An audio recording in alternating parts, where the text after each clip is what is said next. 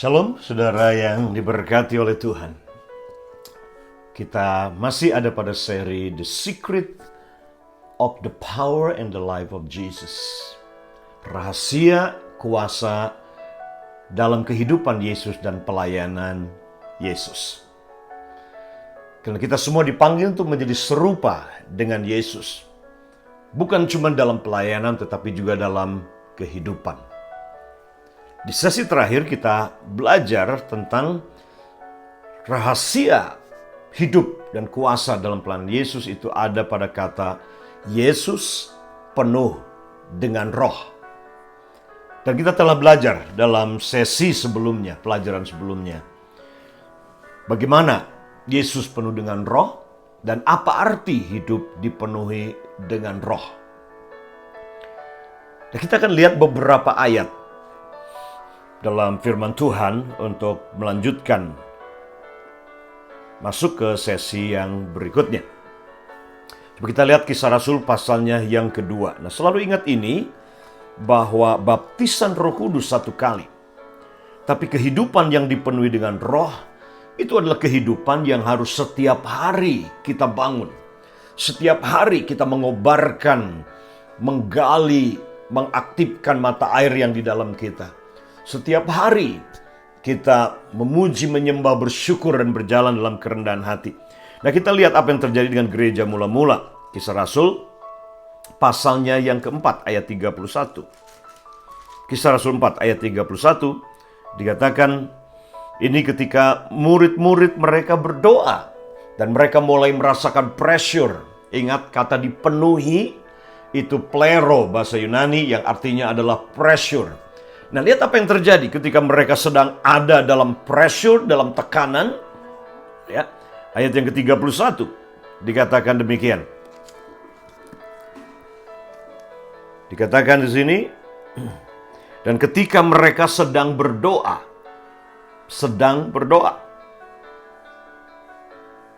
dan mereka sedang berdoa, goyanglah tempat mereka berkumpul itu, dan mereka semua penuh dengan Roh Kudus. Lalu mereka memberitakan firman Allah dengan berani. Jadi situasinya mereka under pressure pada waktu itu. Ada di bawah tekanan. Karena Roh Kudus sedang bekerja. Banyak orang bertobat. Banyak orang Yahudi. Pengikut-pengikut orang Farisi yang sekarang jadi pengikut Yesus. Jadi mereka mengalami tekanan, aniaya, penderitaan mereka mulai alami. Dan apa yang mereka lakukan? Mereka berdoa. Mereka berdoa. Dan ketika mereka berdoa dikatakan di sini, sementara dan ketika mereka sedang berdoa, goyanglah rumah tempat di mana mereka berkumpul. Dan penuhlah mereka dengan Roh Kudus. Setelah itu mereka dengan berani memberitakan firman Tuhan. Jadi dari ayat ini kita menemukan yang pertama, bagaimana kita penuh dengan Roh Kudus adalah sedang berdoa. Artinya doa bukan sesuatu yang kita keluar masuk, tapi doa harus menjadi napas kehidupan kita untuk membangun kehidupan yang penuh dengan roh terus-menerus. Tapi berikutnya, ayat ini dikatakan akibat daripada penuh dengan roh, mereka berani memberitakan Injil. Berani memberitakan Injil. Jadi di tengah-tengah pressure, mereka berdoa. Dan di sanalah Tuhan menyatakan dirinya secara luar biasa. Pasal yang ke-7, ayat yang ke-55. Kisah Rasul, pasal 7. Nah, ingat, ini murid-murid yang penuh dengan roh di sini adalah murid-murid yang sama. Yang kumpul di loteng Yerusalem dan mereka mengalami pencurahan Roh Kudus pada hari Pentakosta. Artinya mereka dibaptis dengan roh. Tapi di sini, mereka ketika berdoa, mereka dipenuhi dengan roh. Artinya mereka harus terus maintain kehidupan doa supaya mereka dipenuhi dengan roh. Ayat yang ke-55, Kisah Rasul, pasalnya yang ke-7. Ini tentang Stefanus. Penganiayaan semakin keras, semakin berat penentang-penentang pengikut-pengikut Yesus ini. Dan dikatakan ayatnya yang ke-55 dikatakan. Tetapi Stefanus yang penuh dengan Roh Kudus, ingat kalimat itu lagi muncul, penuh dengan Roh Kudus, menatap ke langit, lalu melihat kemuliaan Allah dan Yesus berdiri di sebelah kanan Allah. Stefanus yang penuh dengan Roh Kudus. Saudara tidak akan mungkin bisa tahan menghadapi penderitaan, tantangan, cobaan yang ada, krisis yang ada, kalau saudara tidak hidup dipenuhi dengan Roh. Karena pilihannya adalah ini. Saudara hidupmu dipenuhi dengan Roh Kudus atau dipenuhi dengan roh dunia ini. Saudara dipenuhi dengan pribadi Roh Kudus atau saudara dipenuhi dengan pribadi dunia yang mendatangkan ketakutan, kekhawatiran, kepanikan di tengah-tengah persoalan global yang sedang terjadi hari-hari ini. Pilihan ada pada saudara.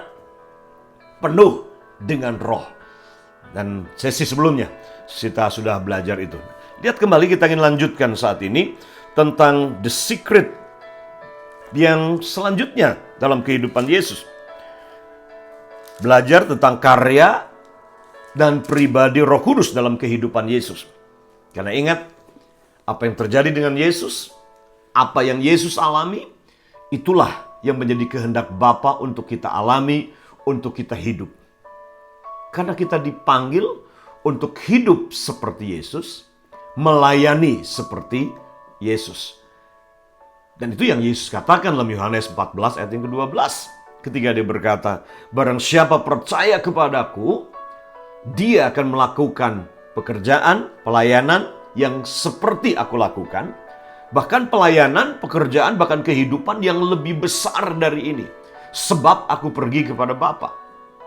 Nah, di situ Yesus memberikan the secret-nya. Bagaimana kita melakukan pekerjaan yang sama seperti Yesus, mujizat yang sama seperti Yesus, hidup yang sama seperti Yesus, bahkan lebih besar lagi, yaitu dengan cara menerima janji dari Bapa, yaitu pribadi Roh Kudus ini, yang hari-hari ini kita sedang rayakan. Kalimat berikutnya dalam Lukas pasal yang keempat. Ayat yang ke-1, Lukas pasal yang keempat, sekali lagi. Yesus yang penuh dengan Roh Kudus, kita sudah bahas itu. Yesus bukan cuma dibaptis Roh Kudus, tapi Yesus penuh dengan Roh Kudus. Kembali dari sungai Yordan. Kembali dari sungai Yordan, dari baptisan. Lalu dibawa oleh Roh Kudus ke padang gurun. Terjemahan bahasa Inggris dikatakan, Jesus, who is full of the Holy Spirit, come back from River Jordan and then led by the Holy Spirit into the wilderness. Dituntun, dipimpin oleh Roh Kudus ke padang gurun untuk dicobai sama iblis. Wow. Kalimat berikutnya adalah ini. The secret of Jesus' life and ministry. Rahasia kehidupan Yesus dan pelayanan Yesus adalah ini. Hidup yang dipimpin oleh Roh Kudus. Jesus was led by the Spirit. Yesus dipimpin oleh Roh Kudus. Nah, di sini kita mungkin mulai bertanya. Karena kita sudah terbiasa dengan teologia kemakmuran, teologia yang tidak seimbang. Bahwa kalau Roh Kudus memimpin kita, bukankah dia pasti menuntun kita sebagai gembala yang baik ke air yang tenang, rumput yang hijau, di mana di sana ada kelimpahan dan kita tidak kekurangan? Kita selalu mengaitkan ketika Tuhan memimpin kita, selalu dikaitkan dengan materi, kelimpahan, kenyamanan, dan ketenangan secara pribadi. Nah, bagaimana dengan ayat ini? Yesus dipimpin Roh Kudus, tapi dia dipimpin ke padang gurun, opposite. Bukan air yang tenang, rumput yang hijau, padang gurun yang kering. Pertanyaan, mengapa Roh Kudus memimpin Yesus ke padang gurun? Well, yang pertama adalah ini. Yesus harus menjadi Adam yang kedua atau Adam yang terakhir. Karena Adam yang pertama jatuh.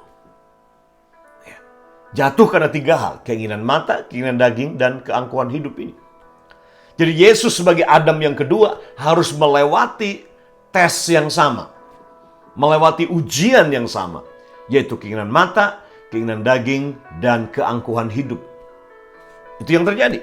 Jadi kenapa Roh Kudus memimpin Yesus ke padang gurun sebelum Yesus memulai misi kerajaan di muka bumi ini. Dan yang kedua adalah ini. Yesus harus melewati sebuah proses. Bapa di surga itu suka proses. Tidak ada jalan pintas. Walaupun kita berkata, oh Yesus kan anak Allah. Kenapa tidak langsung aja?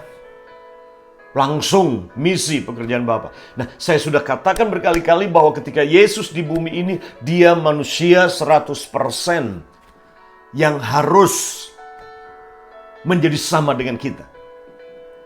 Tidak ada jalan pintas. Sebagaimana bangsa Israel keluar dari padang gurun, Alkitab berkata bahwa sebetulnya kalau dari Mesir, dari Sinai langsung ke tanah Kanaan hanya perlu waktu 2 minggu kalau mereka langsung berjalan ke sana. Tapi mengapa Tuhan pimpin mereka lewat padang gurun 40 tahun? Kalau Yesus 40 hari, bangsa Israel 40 tahun dipimpin masuk. Dipimpin tiang awan, tiang api selama 40 tahun di padang gurun. Untuk apa?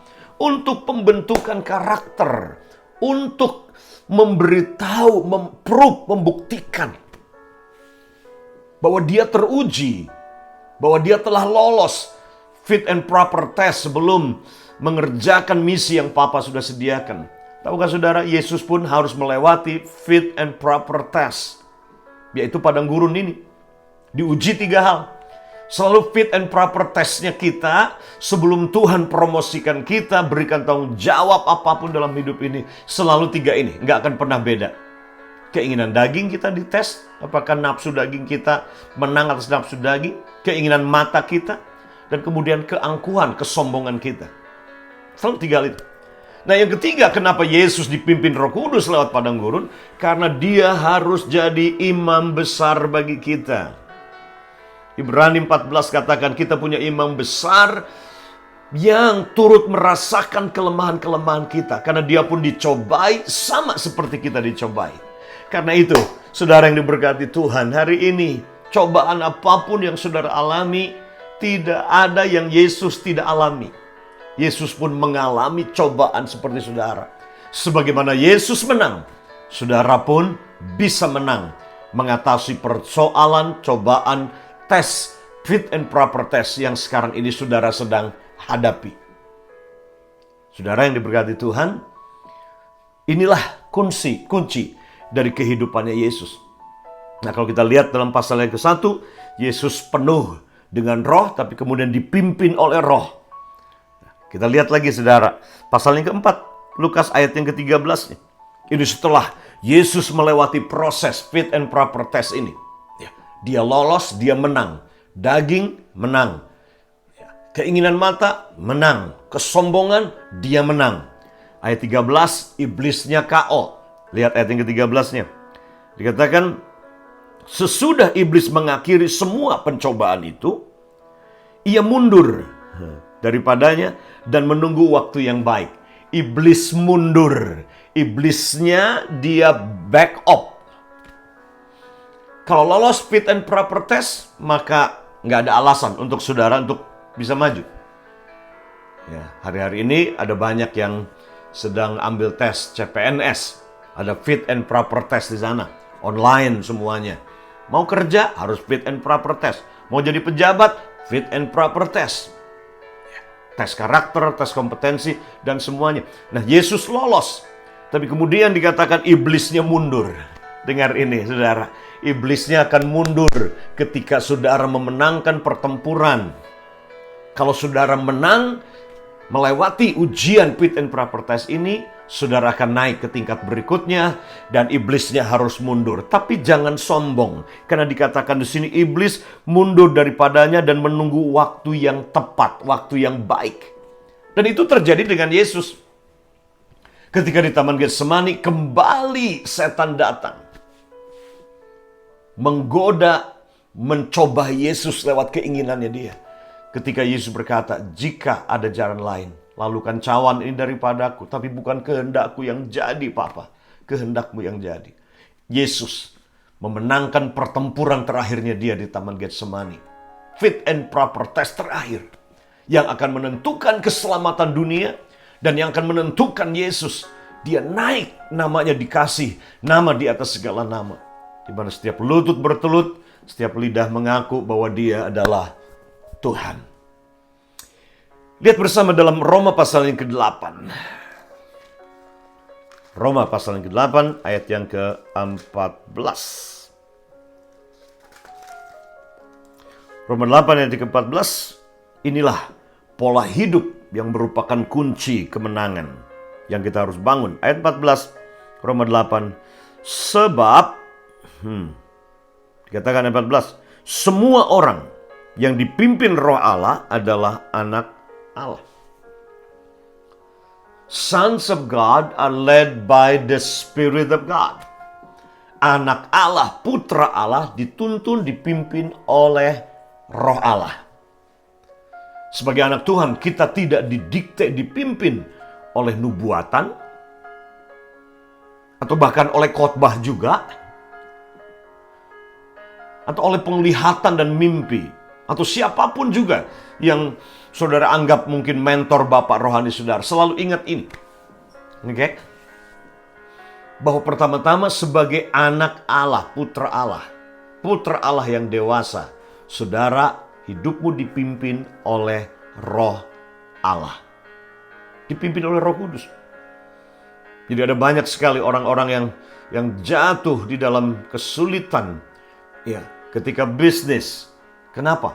Karena dia mengandalkan nubuatan dari seseorang.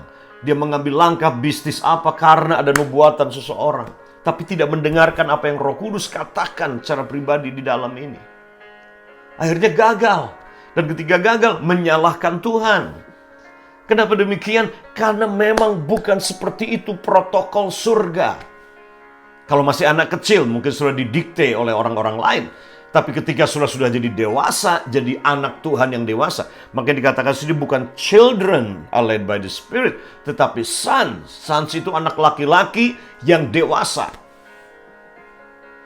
Yang telah menjadi huios, anak laki-laki yang dewasa, bukan teknon, anak laki-laki kecil yang masih perlu didikte dan diatur oleh eksternal orang-orang di luar. Anak kecil suka nubuatan-nubuatan kadang-kadang. Nah, saya tidak merendahkan nubuatan karena saya bergerak secara profetik juga. Tetapi saya ingin peringatkan ini, jangan ambil keputusan apapun juga hanya berdasarkan ada orang bernubuat buat saudara atau penglihatan yang orang berikan kepada saudara. Dengarkan Roh Kudus di dalam saudara. Nah, ini kunci sukses kehidupan, dipimpin oleh Roh Kudus. Nah, bagaimana langkah awal saudara dipimpin oleh Roh Kudus? Yang paling praktis adalah ini. Saudara harus menjadikan Roh Kudus sebagai pemimpin dalam hidup saudara. Kata led atau lead, itu dari situ akar kata leader. Leader. Makanya untuk hidup dipimpin oleh Roh, saudara harus menjadikan Roh Kudus sebagai pemimpin dalam hidup saudara. Penuntun dalam hidup saudara. Yang akan menuntun saudara ke dalam seluruh kebenaran. Yesus, dia dipimpin oleh Roh Kudus. Kapan? Seperti apa Yesus dipimpin oleh Roh Kudus? Nah, dalam Yohanes pasal yang kelima, nanti saudara baca sendiri, Yohanes pasal yang kelima, itu sebuah peristiwa ketika Yesus ada di kolam Bethesda. Ada banyak orang sakit di situ, ya, yang menunggu. Ketika malaikat turun, airnya bergoncang, bergolak. Siapa yang turun pertama ke kolam itu mereka yang sembuh, terima mujizat. Tapi ada satu orang lumpuh di situ yang Yesus datangi. Dan kemudian dia berkata, kau mau sembuh? Dia bilang, oh aku mau, tapi tidak ada yang membantu aku turun ke kolam ini. Yesus berkata, angkat tilammu, berjalanlah. Dan orang itu sembuh. Nah, yang menarik adalah ini. Dari sekian banyak orang sakit, Yesus hanya sembuhkan satu orang itu saja. Apa yang sedang terjadi? Apakah dia tidak punya kuasa sembuhkan semua orang? Jawabannya, ya. Tapi hari itu, Roh Kudus menuntun Yesus hanya menyembuhkan satu orang itu saja. Dia dipimpin oleh Roh, bukan dipimpin oleh kebutuhan yang ada di sekelilingnya. Penting sekali kita belajar prinsip ini. Karena ada banyak jebakan-jebakan. Ada banyak kebutuhan-kebutuhan yang bisa menjadi jebakan yang menguras energi kita dan distracting kita dari maksud tujuan Tuhan yang tepat. Dan akhirnya kita harus berputar jauh karena hal ini kadang-kadang. Kasus lain adalah Yohanes pasal 11. Ketika Lazarus sakit, utusan dikirim kepada Yesus bahwa Lazarus sakit. Tapi apa yang Yesus lakukan? Dia tinggal lebih lama 3 hari di kota itu. Nah, buat beberapa berkata, Marta, Maria, ya sepertinya menyalahkan Yesus dan berkata, Tuhan, di mana Engkau? Yang lain Kau sembuhkan, Kau tolong, tapi kenapa kami tidak? Kenapa Yesus tinggal 3 hari lebih lama? Karena itu yang Roh Kudus katakan pada Yesus. Dia dipimpin oleh Roh. Dia bahkan tidak dipimpin oleh emosi, hubungan emosi yang Yesus miliki dengan keluarga Lazarus, Marta dan Maria ini. Karena Yesus sering makan di rumahnya Marta Maria. Penting sekali, sebuah prinsip penting di dalam mengambil keputusan. Jangan dituntun oleh emosi. Emosimu termanipulasi. Karena orang-orang dekat di sekelilingmu. Penting sekali prinsip ini, saudara. Dipimpin oleh Roh Kudus dalam kehidupan. Ini kunci sukses kehidupan saudara. Langkah awal, jadikan Yesus sebagai pemimpin dalam hidup saudara. Berserah. Galatia pasal yang kelima nanti saudara baca. Dikatakan hiduplah oleh Roh. Ya. Dan kamu tidak akan dipimpin oleh keinginan dagingmu. Berserahlah kepada keinginan Roh itu. Berserah total pada Roh Kudus. Dan saudara akan lihat dia memimpinmu. Sebagaimana bangsa Israel mengikuti tiang awan, tiang api. Ya. Walaupun sebagian besar generasi itu mati. Karena mereka tidak mengikuti pimpinan Tuhan. Ya. Mereka dipimpin oleh daging, nafsu mereka. Akhirnya mereka mati di padang gurun. Hanya Kaleb, Yosua dan generasi baru. Mereka yang masuk ke tanah perjanjian itu. Dipimpin oleh Roh. Seperti Yesus dipimpin oleh Roh. Dikatakan Yesus dipimpin oleh Roh Kudus ke padang gurun. Saudara, Tuhan berikan kemenangan buat saudara dan saya. This is the secret of the life and the ministry of Jesus. Inilah rahasia hidup Yesus yang berkemenangan. Dan inilah rahasia pelayanan Yesus yang powerful, dahsyat, efektif, akurat, dan tepat sasaran. Ketika dia dipimpin oleh Roh Kudus hidupnya. Bukan cuma pelayanan, tapi juga dalam bisnis, apapun yang saudara kerjakan. Jadikan Roh Kudus pemimpin saudara. Buat keputusan hari ini. Dan berkata, Roh Kudus, Engkau pemimpin dalam hidupku. Engkau leader dalam hidupku. Hari ini datang kepadanya. Bapa di surga mau berdoa saat ini. Buat setiap umatmu yang mendengarkan hamba-Mu berbicara. Roh Kudus ambil alih. Engkau jadi pemimpin buat hidup mereka. Jadi pemimpin buat hidup mereka. Dan pimpin mereka sebagaimana tiang awan, tiang api memimpin. Terima kasih Bapa di surga. Saya bersyukur Engkau telah penuhi mereka dengan Roh.